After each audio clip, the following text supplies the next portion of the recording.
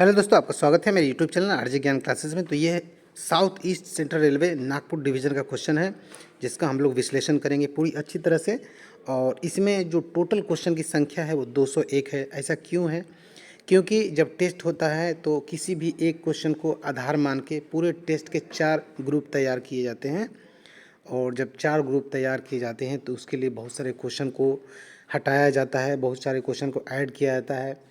जो कैरेज से रिलेटेड हैं उनके लिए वैगन का क्वेश्चन नहीं रखा जाता है, तो उनको कैरेज का क्वेश्चन 110 पूरा करने के लिए एक क्वेश्चन बनाया जाता है। फिर वैगन वर्कशॉप है, उनको कैरेज नहीं पढ़ना है, तो उनका 110 पूरा करने के लिए फिर अलग से क्वेश्चन ऐड किया जाता है। फिर यदि डी ग्रुप में है जो कि AWAME के लिए तैयारी की जाती है, तो उसमें अतिरिक्त क्वेश्चन लोको से, डेमो से, मेमो से या फाइनेंशियल रूल से, स्टोर से ऐड किए जाते हैं। तो कुछ ना कुछ क्वेश्चन वहाँ भी छांटे जाते हैं, लेकिन जो भी क्वेश्चन हटाया जाता है और बहुत ही इम्पोर्टेंट होता है, किसी न किसी डिवीज़न में पूछा हुआ क्वेश्चन होता है। ऐसे करके टेस्ट में क्वेश्चनों की संख्या हो जाती है 200। जो तैयारी बहुत ही दिल से करना चाहते हैं उनके लिए बहुत ही रामबाण ये चीज़ है, क्योंकि एक टेस्ट के क्वेश्चन में यदि 200 बहुत ही इंपॉर्टेंट क्वेश्चन मिलता है तो तैयारी में रफ्तार बिल्कुल आएगा। और यही कारण है कि यहाँ से जुड़ने वाले जो विद्यार्थी हैं या एम्प्लॉय हैं, first rank, second rank, third rank सब यहीं से आता है। और AW में भी सफलता जो भी यहाँ से जुड़े हुए हैं उनको एकदम मिलता है। तो चलिए, हम लोग जिस काम के लिए हैं, लास्ट में आपको बताया जाएगा कि क्यों आप हमसे जुड़े, कैसे आपकी तैयारी होगी और क्या फ़ायदा है यदि हम जुड़ते हैं आपको, तो क्या आपके लिए हम करते हैं। फ़िलहाल हम लोग जो नए व्यूअर हैं उनके लिए ये वीडियो एक्सप्लेन हम लोग शुरू करते हैं। तो ये जो क्वेश्चन है, इसमें जो पहला क्वेश्चन है उसमें है कि what is the integrated portion of general. जो जनरल होता है एक्सेल में, उसका इंटीग्रेटेड पोर्शन पूछ रहा है, वो क्या होता है। तो integrated portion of the general जो है वो जो जनरल है, ये आपको एक्सेल का पिक्चर से आपको समझ में आएगा कि क्या होता है जनरल। आपने देखा होगा कि एक्सेल किसी भी बोगी में दो, किसी भी जो LHB या ICF या वैगन्स के जो बोगी हैं जो इस्तेमाल आम तौर पर की जाते हैं, एक बोगी में 2 एक्सेल होते हैं। एक्सेल का जो डिज़ाइन है वो इस प्रकार होता है। ये होता है, ये जो पार्ट होता है वो होता है, उसको कहा जाता है प्लेन शाफ्ट। जो एक्सेल का ये सीधा होता है इसको कहता है प्लेन शाफ्ट, ठीक है। यहाँ आके थोड़ा ऐसे हो जाता है, ठीक है, ज़्यादा इसका डाया यहाँ बढ़ जाता है, ऐसे हो जाता है, ठीक है, और यहाँ आके फिर ऐसे हो जाता है। इसी प्रकार दोनों साइड होते हैं। तो ये जो पार्ट है इसी को जनरल कहा जाता है, जनरल या बेयरिंग सीट कहा जाता है। इसी को जनरल या बेयरिंग सीट कहा जाता है। ये तो प्लेन शाफ्ट हो गया, प्लेन शाफ्ट, ठीक है। और ये व्हील सीट कहा जाता है, इसको व्हील सीट। और जो ओनली कैरेज से रिलेटेड जो आपको मटेरियल दिए गए हैं उसमें एक्सेल के, ICF के, LHB के सबके व्हील सेट के लेंथ, डाया सब कुछ दिए गए हैं, उसको आप ज़रूर पढ़े होंगे और ये एग्ज़ाम में आपके आएंगे। तो ये प्लेन शाफ्ट हो गया। उसी तरह दूसरे पार्ट भी होते हैं। तो आपको पूछ रहा था कि integrated parson of the general, ये जो एक्सेल है वो क्या है, तो वो जनरल होता है। इसका आंसर हो जाएगा C, ठीक है। यदि आपको पूछ दिया जनरल का डाया, तो 130.043 से लेके 130.068 होता है, ठीक है। और इसका मेजरिंग का जो लोकेशन होता है वो 3 होता है। और कल वाले टेस्ट में ही ये आपको, ये जो संडे का टेस्ट हुआ था उसमें ही शायद ये क्वेश्चन आपको पूछा गया था। चलिए, और जो ये जनरल का जो लेंथ ऑफ ये होता है ना सरफेस, वो भी आपको जो जनरल जो सरफेस फिनिश होता है जो माइक्रोन में यदि पूछा जाता है तो आप 0.8 माइक्रोन होता है। ये क्वेश्चन भी आपको जो ओनली कैरेज से रिलेटेड जो मटेरियल दिया गया है लगभग 240 पेजेस का होगा, उसमें ये क्वेश्चन होगा। ये सारे क्वेश्चन को आप याद जरूर करेंगे। चलिए दूसरा क्वेश्चन हम लोग देखते हैं, दूसरा क्या है। दूसरा क्या है, how much air pressure should be dropped in brake van last vehicle for continuity test. यदि कंटिन्यूटी टेस्ट होता है तो कंटिन्यूटी टेस्ट हम लोग करते क्यों हैं, तो कंटिन्यूटी टेस्ट इसलिए किया जाता है कि जो एक रैक है, उस रैक में जितनी सारी गाड़ियां हैं उस सारी गाड़ियों में कंटिन्यूटी है कि नहीं। कंटिन्यूटी का मतलब कि जो प्रेशर यदि हम रिलीज़ करते हैं या प्रेशर को हम लोग रिड्यूस करते हैं या बढ़ाते हैं, घटाते हैं, कुछ भी करते हैं, तो उसका फर्स्ट जो गाड़ी है उसके लास्ट गाड़ी तक उसका इफेक्ट होता है कि नहीं, इसी को जांचने के लिए कंटिन्यूटी टेस्ट किया जाता है। कंटिन्यूटी टेस्ट अगर सही है तो ही गाड़ी में ब्रेक लग पाएगी, ठीक है। तो उसमें किया क्या जाता है कि जैसे गार्ड है, ये पहला समझ लीजिए इंजन है, बाकी सब ये गाड़ियाँ हैं, और लास्ट में यदि कोच है तो एसएलआर होगा, वैगन है तो ब्रेक वाहन होगा। तो क्या होता है कि यहाँ से गार्ड 5 kg पर सेंटीमीटर स्क्वायर का प्रेशर यहाँ से बनाया जाता है, ठीक है, 5 kg पर सेंटीमीटर स्क्वायर का, और यहाँ आते आते वो प्रेशर 4.8 kg पर सेंटीमीटर स्क्वायर का होना चाहिए, ठीक है। फिर यहाँ से प्रेशर को ज़ीरो किया जाता है और फिर यहाँ प्रेशर ज़ीरो होना चाहिए, ठीक है। उसके बाद ये 1 kg का प्रेशर यहाँ गार्ड से डाउन किया जाता है, जो एसएलआर होता है वहाँ से गार्ड के द्वारा, और यहाँ भी उसका प्रेशर जो है 1 kg डाउन होना चाहिए, ऐसा दिखना चाहिए यहाँ का जो गेज होता है, मीटर होता है उसमें। तो उसी को कंटिन्यूटी टेस्ट कहा जाता है। इसे क्यों किया जाता है कि यदि रास्ते में या एग्जामिनेशन पॉइंट पर कोई जो वैगन है, वैगन का रैक है, उसमें से 1-2 वैगन ख़राब हो गए हैं और उसको चेंज करना है, तो ऐसी स्थिति में उस वैगन को हटा के दूसरे वैगन को लगाया जाता है। या कहीं रास्ते में पूरी इंजन को चेंज करना है तो वैसे स्थिति में एक इंजन को हटा के दूसरे इंजन को लगाया जाता है। ऐसे पोजीशन में कंटिन्यूटी टेस्ट एकदम ज़रूरी होता है करना। ऐसी स्थिति में कंटिन्यूटी टेस्ट ज़रूर किया जाता है, तो उसी को कहा जाता है कंटिन्यूटी टेस्ट। उसमें लीकेज जो है फर्स्ट व्हीकल से लास्ट व्हीकल तक पहुँचने 0.2 kg पर सेंटीमीटर स्क्वायर का लीकेज परमिसिबल है, ठीक है। तो ये जो दूसरा नंबर क्वेश्चन है इसका आंसर हो जाएगा बी, 1 kg, ठीक है। यदि 5 kg रहता तो भी ये उसको लिया जाता, क्योंकि 5 kg का भी प्रेशर एक बार डाउन किया जाता है, 0 भी किया जाता है, 5 kg भी किया जाता है, 1 kg भी डाउन किया जाता है। तीसरा नंबर क्वेश्चन है द ड्रिलमेंट इज़ क्लासिफाइड एज। ड्रिलमेंट मतलब जो एक्सीडेंट एंड डिजास्टर मैनेजमेंट से रिलेटेड ये क्वेश्चन है। ड्रिलमेंट क्या होता है कि गाड़ी जब पटरी से उतर जाती है, ठीक है, तो उस घटना को एक कोड के द्वारा सूचित किया जाता है। जैसे ए है, यदि ए जो टाइप ऑफ एक्सीडेंट होता है, बहुत सारे टाइप ए से लेके आर तक होता है, जिसमें आई और ओ नहीं होता है।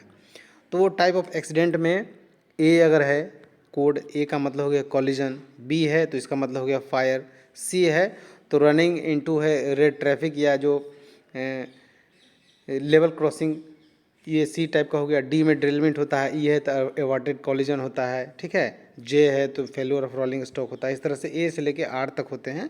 वो सारे जो डिजास्टर मैनेजमेंट के हमने पीडीएफ जो बनाया है उसमें सारे क्वेश्चन आपको दे दिए गए हैं, ठीक है।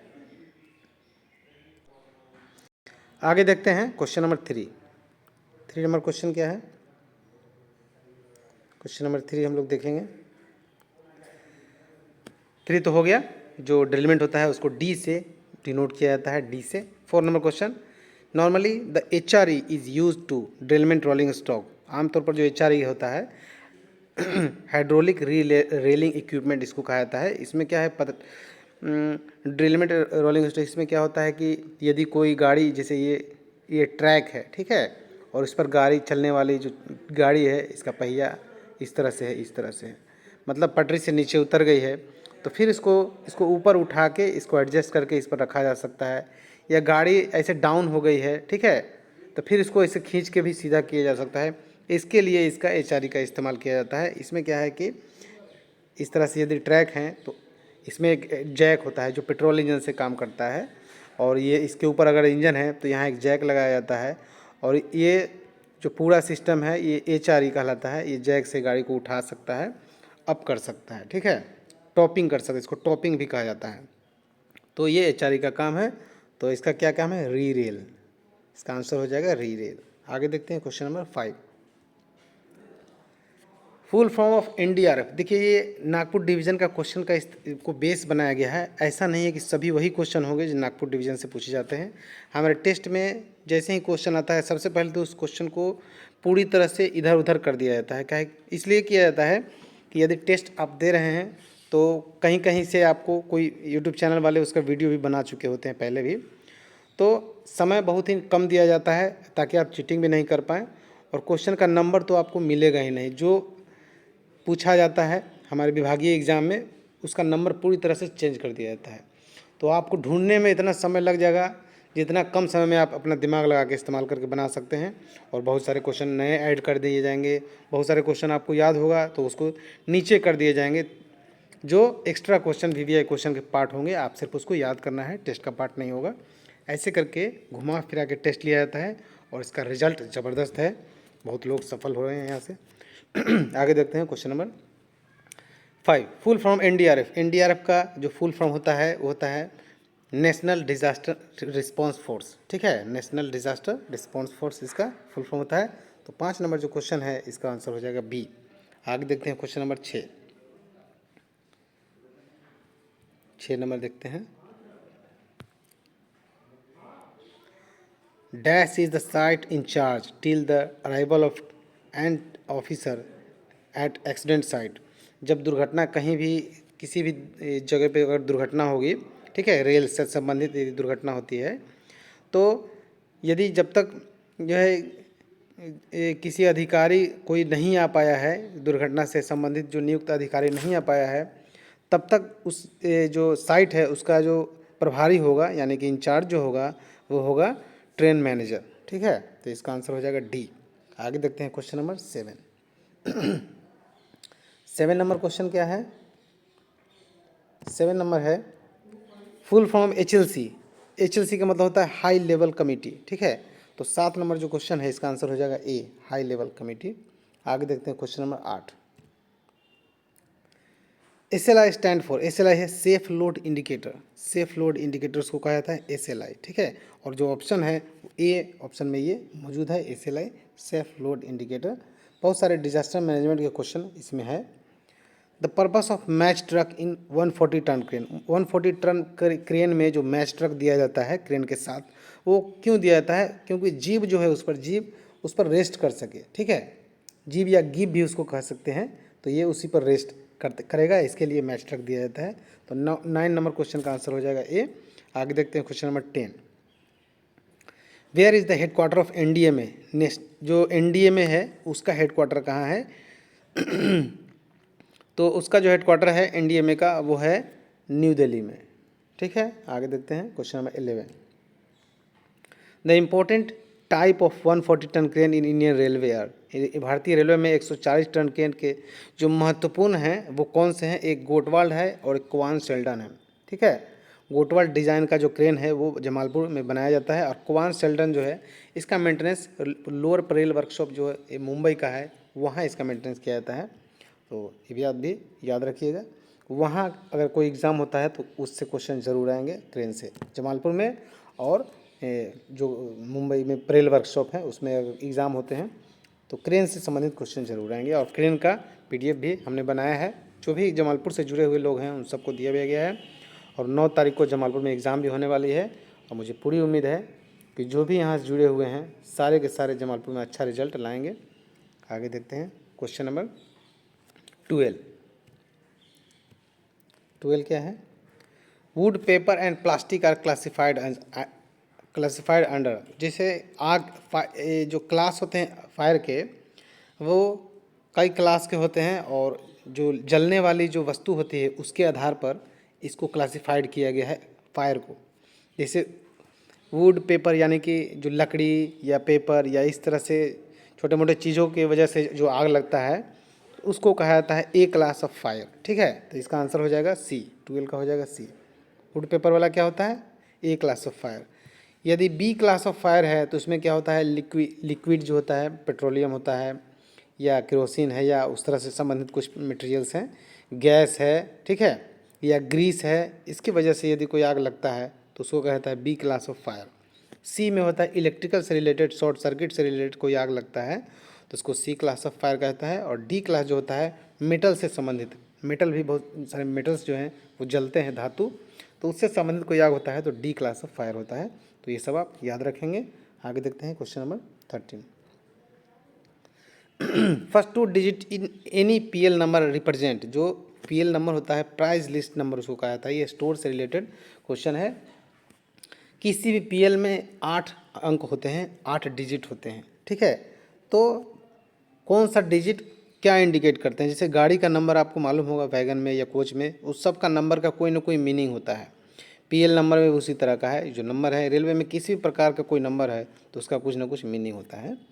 तो पीएल नंबर में बाएं तरफ से हम लोग काउंट करना शुरू करेंगे।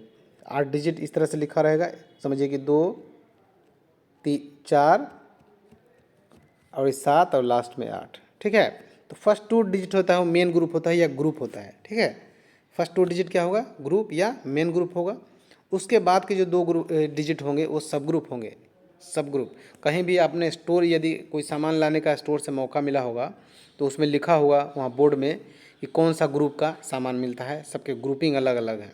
ठीक है, और ग्रुपिंग ये सारे क्वेश्चन जो किस ग्रुप के हैं क्या हैं, ये स्टोर का जो मटेरियल आपको दिया है उस शुरू में ही सब कुछ लिखा हुआ है। परिभाषा, चेक डिजिट कैसे निकालते हैं, सो कौन सा जो पीएल नंबर का क्या मीनिंग होता है, सो कौन सा डेड स्टॉक होता है, सरप्लस स्टोर होता है। ये सारे आपको डिटेल्स उसमें दिए हैं, उसको ज़रूर पढ़े होंगे। जो नहीं पढ़े हैं उनको ये सुनने की ज़रूरत है, यदि नहीं पढ़े लिए हैं तो नहीं सुनने की ज़रूरत है। ठीक है, तो दूसरा सब ग्रुप होता है। बाकी ये 3 होता है जो आइटम का सीरियल नंबर होता है, और लास्ट वाला चेक डिजिट होता है। तो बहुत ही कॉमन बात है। ठीक है, तो आपको क्या पूछ रहा था, इसमें पूछा जा रहा था कि जो फर्स्ट 2 डिजिट होता है तो क्या होता है, ग्रुप नंबर होता है, यानी कि इसका आंसर हो जाएगा बी। आगे देखते हैं question number 14। When the firm are selected and tender inquiry is sent to them, it is a case of, जो फर्म का चयन किया जाता है और उसमें निविदा जांच भेजी जाती है तो लिमिटेड टेंडर का ये केस है। ठीक है, जिसमें एक ही फर्म का चयन किया जाता है और पूरी जांच पड़ताल करने के बाद उसको टेंडर दिया जाता है। तो 14 नंबर क्वेश्चन का आंसर हो जाएगा डी। आगे देखते हैं 15 नंबर। वाइड एम सॉप का मतलब हो गया मॉड्यूल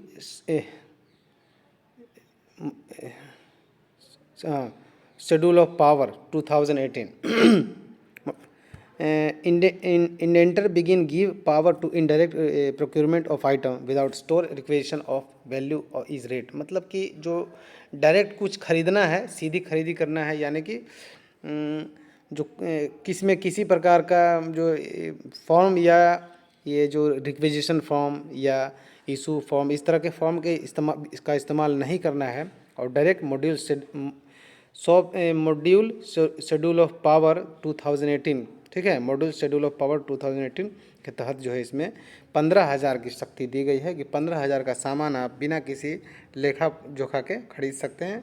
बाद में उसका जो होगा लेखा जोखा वो किया जाएगा, क्योंकि इमरजेंसी में किसी प्रकार का यदि आवश्यकता पड़ गया तो ये पावर अगर नहीं दिया हुआ रहेगा तो रेलवे को हो सकता है उसका नुकसान हो जाए। ठीक है, तो 15 नंबर क्वेश्चन है, उसका आंसर हो जाएगा डी। आगे देखिए question number 16। Which of the following analysis gives more attention to service level. तो कौन सा जो एनालिसिस होता है, ABC जो होता है इन्वेंट्री कंट्रोल, एक होता है वेद एनालिसिस होता है, FSN एनालिसिस भी होता है, और XYZ एनालिसिस भी होता है। इसमें ABC तो इन्वेंट्री कंट्रोल होता है।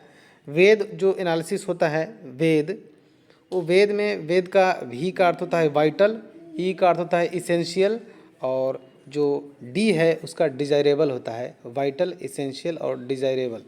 तो ये वेद एनालिसिस सबसे अच्छा एनालिसिस माना जाता है। FSN जो एनालिसिस है उसका मतलब हो गया fast slow and non moving items. Fast slow and non moving item, ये भी एक एनालिसिस ही है, और ये XYZ भी एक एनालिसिस है। अगर स्टोर का आप यदि पढ़ेंगे तो सारे क्वेश्चन आपको वहाँ मिलेंगे। 17 नंबर क्वेश्चन हम लोग अब देखते हैं, इसका जो आंसर हो जाएगा बी हो जाएगा 16 नंबर का। 17 नंबर है check digit in PL number is placed at dash location. जो PL नंबर में लास्ट का जो नंबर होता है 8वां, उसी को चेक डिजिट कहा जाता है। तो चेक डिजिट जो होता है 8वां जो लास्ट का नंबर होता है वो चेक डिजिट होता है, जैसा कि आपको स्टोर से संबंधित जो क्वेश्चन है उसमें बताया भी गया है। बहुत ही आसान सा प्रश्न था, इसका आंसर बी हो जाएगा। 18 नंबर क्वेश्चन देखते हैं। Which one is note the process of tendering. इसमें से कौन सी टेंडरिंग की एक प्रक्रिया नहीं है।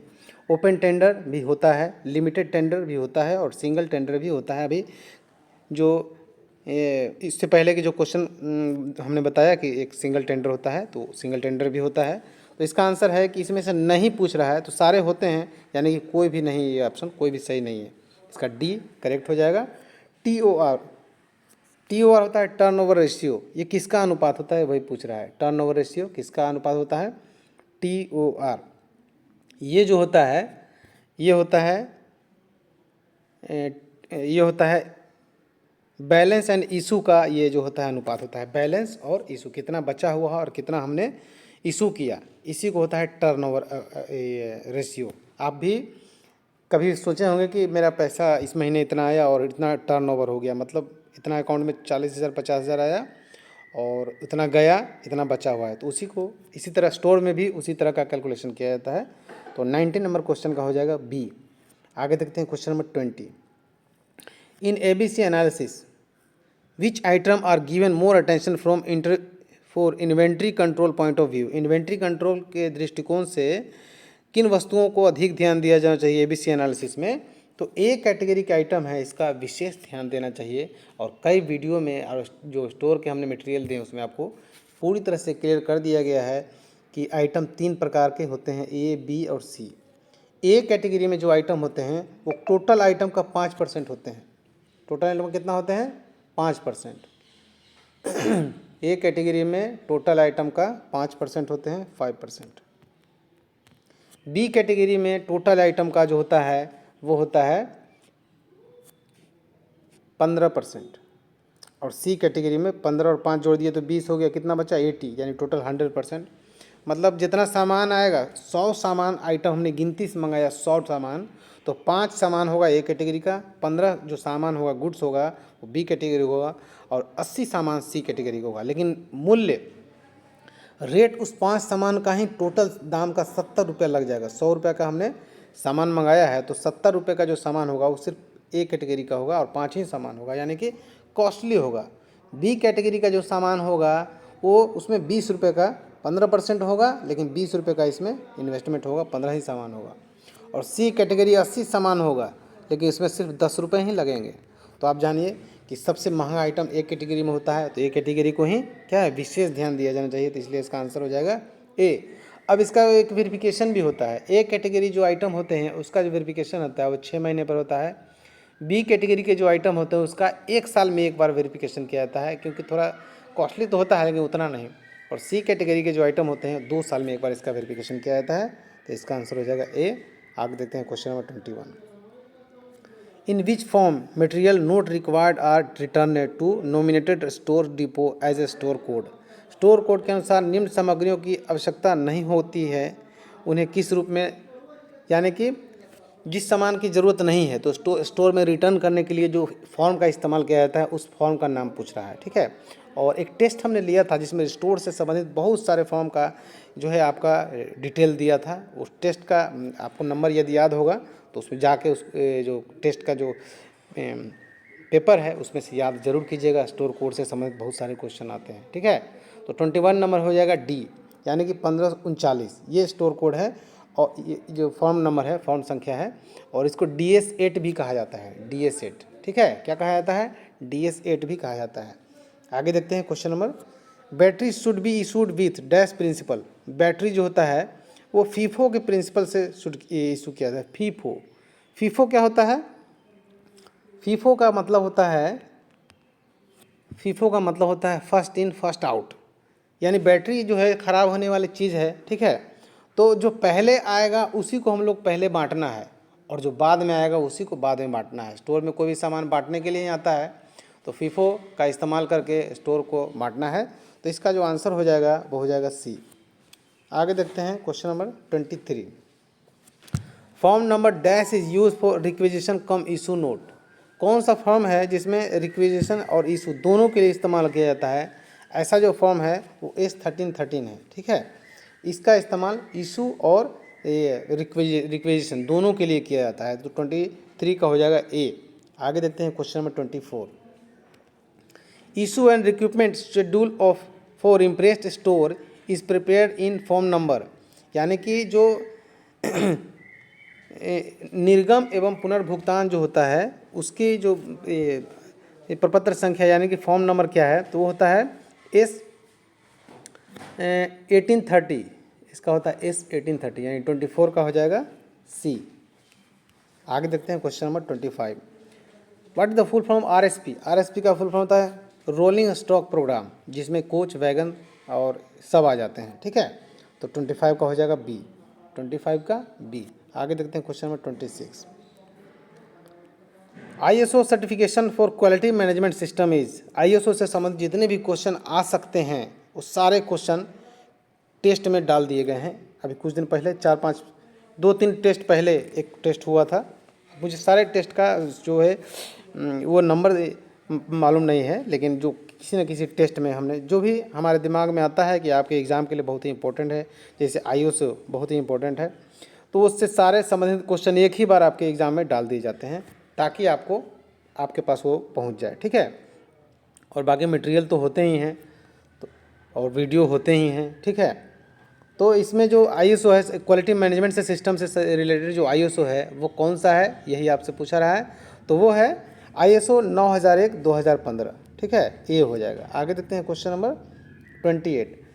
Railway servant working in a railway school in not entitle to which leave. उनको SCL मिलता है, LAP मिलता है, CCL मिलता है, लेकिन LHAP leave of half average पे नहीं मिलता है। ठीक है, अकॉर्डिंग टू रेलवे। ठीक है, तो 28 का हो जाएगा D। आगे देखते हैं question number 29। Which of the following rules of railway servant discipline appeal rule does not specify the penalties. कौन सा पेनाल्टीज नहीं है। ठीक है, ये आपसे पूछा जा रहा है कि कौन सा पेनाल्टीज नहीं है, तो इसका हो जाएगा कौन सा पेनाल्टी है ये पूछ रहा है। ठीक है, नहीं है, नहीं डी नहीं तो कौन सा था?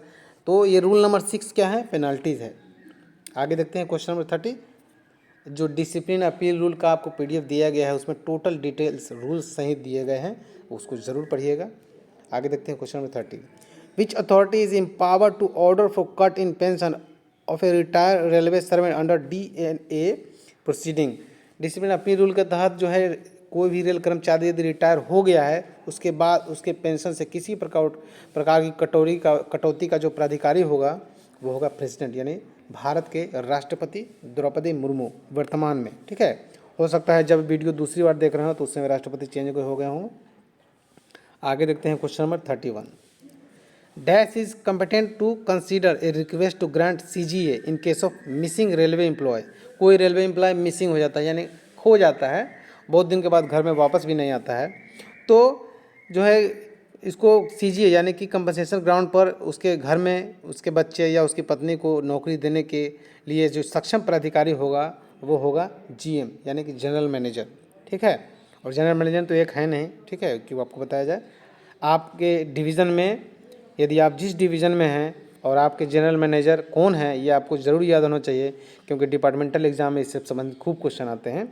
आप कमेंट बॉक्स में ज़रूर लिखिएगा, इसी बहाने आपको एक क्वेश्चन भी याद हो जाएगा कि आपके जो जोन है उस जोन के जनरल मैनेजर कौन है। डिवीज़न में DRM होता है और जोन में GM होता है। ठीक है, तो ज़रूर लिखिएगा कमेंट में, तो मैं समझूंगा कि आपने यहाँ तक वीडियो तो ज़रूर देखा है। 31 तक क्वेश्चन, वैसे लास्ट तक देखना चाहिए और लास्ट में देखने से आपको बताया जाएगा कि कैसे हमसे जुड़कर आपको फ़ायदा है। आगे देखते हैं क्वेश्चन नंबर 32।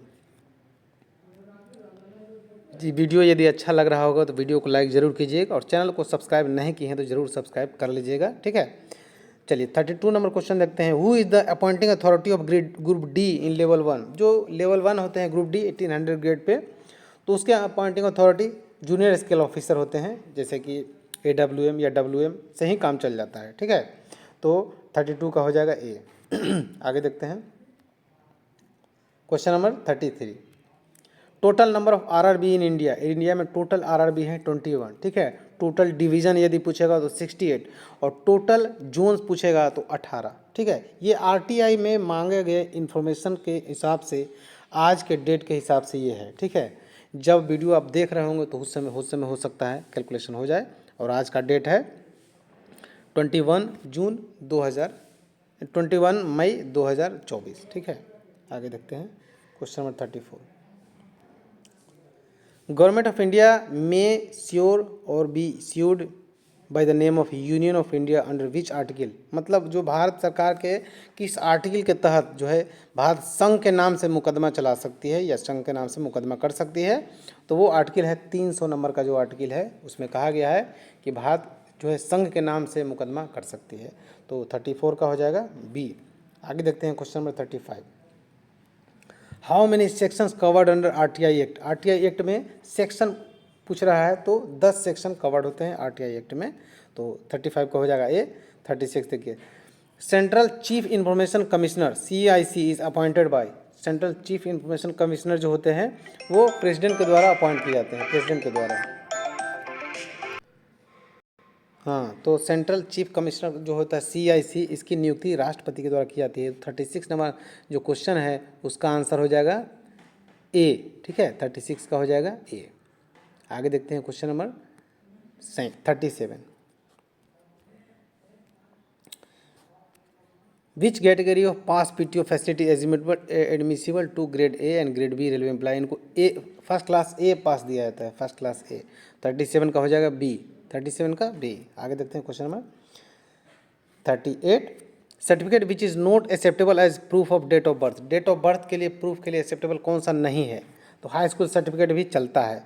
ये बैप्टिस्मल सर्टिफिकेट जो होता है, जो क्रिश्चियन जो रिलीजन के होते हैं उनको दिया जाता है, तो वो भी माना जाता है कि ये डेट ऑफ बर्थ के लिए, ठीक है। म्यूनिसिपल सर्टिफिकेट तो आपको मालूम ही है, जो गवर्नमेंट जो म्यूनिसिपल पार्टी जो होते हैं उसमें ये दिया जाता है, उसको भी माना जाता है। लेकिन ये हॉरोस्कोप क्या होता है? राशिफल होता है, और राशिफल को कोई भी जो है का डॉक्यूमेंट्स कोई भी नहीं माना जा सकता है कि ये डेट ऑफ बर्थ के लिए, ठीक है।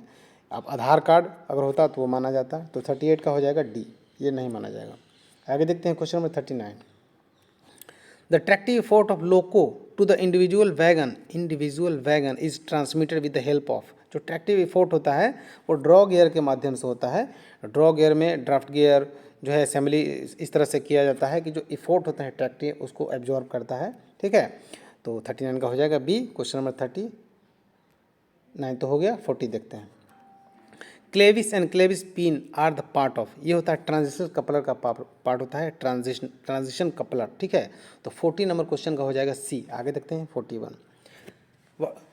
Where is the office of the railway rates tribunal RRT Mumbai, ये इसके जो मुख्यालय हैं ये कहाँ है, ठीक है, ये आपसे पूछ रहा है।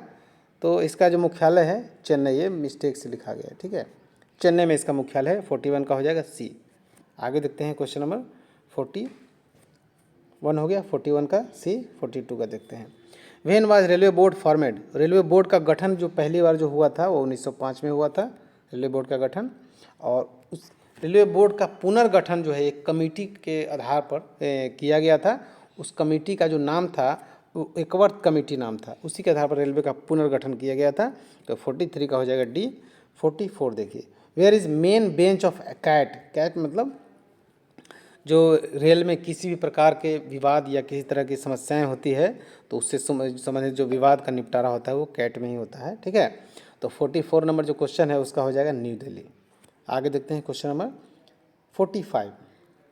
Indian railway conference association is located at, Indian railway IRCA कहाँ है ये आपसे पूछा जा रहा है, तो ये है new Delhi.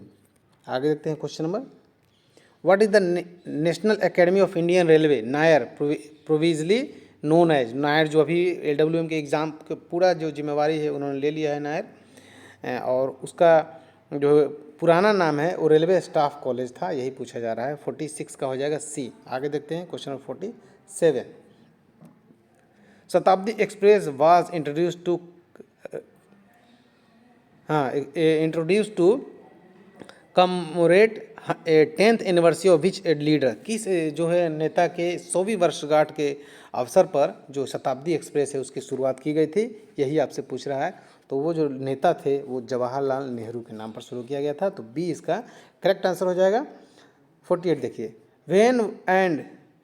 When and between which station was the first राजधानी एक्सप्रेस ट्रेन रैन, राजधानी जो एक्सप्रेस ट्रेन है कब और किस स्टेशन के बीच चलाई गई ये आपसे पूछा जा रहा है।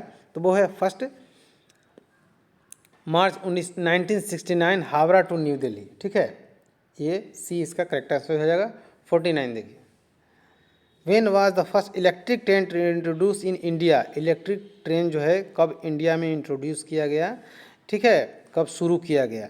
तो ये जो शुरू किया गया वो किया गया 3/2/1925 को, ठीक है, 3 फरवरी 1925 को। तो 49 नंबर क्वेश्चन का हो जाएगा A। और डीजल लोकोमोटिव अगर आपसे पूछा जाए तो हमने आपको डीजल से संबंधित वीडियो भी बनाया है, जरूर देखिएगा, WDM1 और WDM2, ठीक है। अब उसके बाद के जो वर्जन बने हैं उसके बाद उसका भी एक्सप्लेन करके उस PDF में ऐड किया जाएगा, और जो भी जिनके क्या बोलते हैं सिलेबस में है उसको दिया जाएगा और उससे संबंधित ऑब्जेक्टिव बहुत सारे तैयार किए जाएंगे। तो अगर डीजल पूछता तो 1954 में हमने मंगाया था WDM-1 अल्को कंपनी, अमेरिका की जो कंपनी थी, ठीक है। और कितना मंगाया था, टोटल 100 मंगाया था हमने इंजन। तो इसका आंसर 49 का हो जाएगा ये 50। देखिए, first Humsafar express was run between dash to dash station. First Humsafar जो एक्सप्रेस है वो किस और किस स्टेशन के बीच चली थी, तो वो गोरखपुर टू आनंद विहार के बीच चली थी। तो 50 नंबर क्वेश्चन का हो जाएगा ए। आगे देखते हैं question 51। First Garib Rath was run between dash to dash. First Garib Rath जो है चला था सहरसा से अमृतसर, ठीक है। तो 51 का हो जाएगा डी। 52 देखिए, which among the buffer gear assembly absorbing the buffer impact.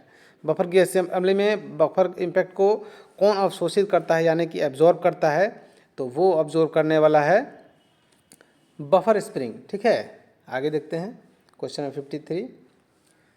In air brake system the thread joint are tighten with the which type of tape. Air brake system में थ्रेड जॉइंट करने के लिए Teflon tape का इस्तेमाल किया जाता है, या तो उसमें धागे का भी इस्तेमाल किया जाता है, उसमें पेंट लगा के भी उसको टाइट करने का काम किया जाता है। तो इसका बी हो जाएगा। आगे देखते हैं question number 54। In fusion welding dash is covered into heat energy. Fusion welding जो है उसमें इलेक्ट्रिक एनर्जी क्या होता है, हीट एनर्जी में कन्वर्ट होता है, और फ्यूजन मतलब गलाता है उसको, मेटल को, और जोड़ता है। आगे देखते हैं question number 55। Length of mild steel electrode less than 3 mm is. 3 mm से कम का जो डाया का जो माइल्ड स्टील इलेक्ट्रोड है उसका जो लेंथ है वो शायद 300 mm होता है, 350 mm होता है। तो 55 क्वेश्चन आपको हो गए हैं। बाकी के 55 क्वेश्चन अगले वीडियो में बताए जाएंगे, और क्यों आप हमसे जुड़े हम बताते हैं। हमारा टेस्ट किसी न किसी डिवीज़न या वर्कशॉप या कहीं ना कहीं के जो डिपार्टमेंटल एग्ज़ाम होते हैं उसी क्वेश्चन को बेस करके बनाया जाता है। तो आपको हर संडे जो टेस्ट का पेपर मिलेगा वो इतना ज़बरदस्त मिलेगा कि आपकी आधी तैयारी, आधी नहीं 75% तैयारी टेस्ट से ही करा दी जाएगी, क्योंकि टेस्ट में दबा के क्वेश्चन दिया जाता है। जैसे यही टेस्ट जो है इसमें 146 नंबर का हमारा टेस्ट है, अभी तक 148 टेस्ट हो गए हैं। तो इसमें आपको 201 क्वेश्चन दिए गए हैं। 110 क्वेश्चन तो वैसे ही हैं जो टेस्ट में पूछे गए हैं आपसे, और 91 क्वेश्चन एक्स्ट्रा इसमें डाले गए हैं। तो आप सोचिए कि एक टेस्ट में 91 इम्पोर्टेंट क्वेश्चन यदि आपको दिए जाते हैं, तो हर वीक यदि आप टेस्ट देते हैं तो कितनी अच्छी तैयारी हो जाएगी। उसके बाद सारे जो टॉपिक्स हैं जो आपके एग्ज़ाम में पूछे जाते हैं उन सारे टॉपिक का मटेरियल दिया जाता है, आप एक एक करके मटेरियल पढ़ सकते हैं। कोर्स जो है आप हमसे लेंगे उसकी वैलिडिटी तब तक होगी जब तक आपका रिजल्ट ना हो जाए, ठीक है। ऐसा नहीं है कि 1 साल में 6 महीने में आपका कोर्स वैलिडिटी ख़त्म हो गया, ऐसा कुछ नहीं है। लेकिन जो टेस्ट आप देंगे तो टेस्ट का फी 150 लगता ही रहेगा, जो सबको लगता है, ठीक है। तो ये सबसे बड़ा बेनिफिट है। दूसरा है कि 200 से भी ज़्यादा वीडियो आपको दिए जाएंगे, और खूब एक्सप्लेन करके, जो वीडियो अभी बनाया जा रहा है ऐसे ही एक्सप्लेन कर करके वीडियो दिए जाएंगे, इससे भी ज़्यादा एक्सप्लेन करके वीडियो दिए जाएंगे। तो वो देखेंगे तो उससे भी आपका आँख खुलेगा, क्लियर होगा। तीसरा क्या है कि अगर किसी प्रकार की आपको दिक्कत होती है तो उसके अलग से एक फ़ोन नंबर दिया जाएगा जिसमें प्रॉब्लम समाधान किया जाएगा किसी प्रकार। तो आपका समस्या प्रॉब्लम कुछ भी होता है तो सोल्यूशन हो जाता है। आपके पढ़ने के लिए मटेरियल दिए जाते हैं, क्लास के लिए वीडियो दिए जाते हैं, और टेस्ट सीरीज भी चलाई जाती है। इतना होने के बावजूद यदि रिजल्ट नहीं आएगा तो आरजे ज्ञान क्लासेस चलाने का कोई मतलब नहीं है इतने दिनों से, ठीक है। यही कारण है कि अभी कहीं भी एग्ज़ाम होता है पूरे भारत भर में तो अपने आरजे ज्ञान क्लासेस से ज़रूर 4, 5, 6 ऐसे कैंडिडेट होते हैं, और जो जुड़ते हैं वो ज़रूर सफल होते हैं। और फर्स्ट रैंक, ऊपर से रैंक शुरू होता है आरजे ज्ञान क्लासेस के विद्यार्थियों का। तो आप भी ज्वाइन कीजिए, आपका स्वागत है। और वीडियो यदि आपको अच्छा लग रहा होगा तो वीडियो को लाइक कीजिएगा, चैनल को सब्सक्राइब कीजिएगा। किसी न किसी वीडियो हम लोग फिर मिलेंगे। और ज्वाइनिंग का जो नंबर है हमसे ज्वाइन करने के लिए वो हमारा व्हाट्सअप नंबर याद रखिए 8121390916। इस नंबर को याद रखिए, इस पर मैसेज करना है यदि ज्वाइन होना है तो। 3000 ज्वाइनिंग फ़ी लिया जाता है, जिसमें टोटल मटेरियल दिया जाएगा, और 10 सेट प्रीवियस पेपर जो हमारा टेस्ट में इस्तेमाल किया गया इससे पहले का, वो 10 सेट प्रीवियस पेपर दिया जाएगा, टोटल मटेरियल दिया जाएगा, वीडियो लिंक दिया जाएगा, अलग से एक फ़ोन नंबर दिया जाएगा, और यहाँ से एक टेस्ट सीरीज़ के लिए रोल नंबर दिया जाएगा, और दबा के तैयारी कराया जाएगा। जितना मेहनत आप करेंगे उतना ही मेहनत मैं भी करूँगा, और दोनों मिल के आपको किसी न किसी शिखर तक ज़रूर पहुँचाएँगे।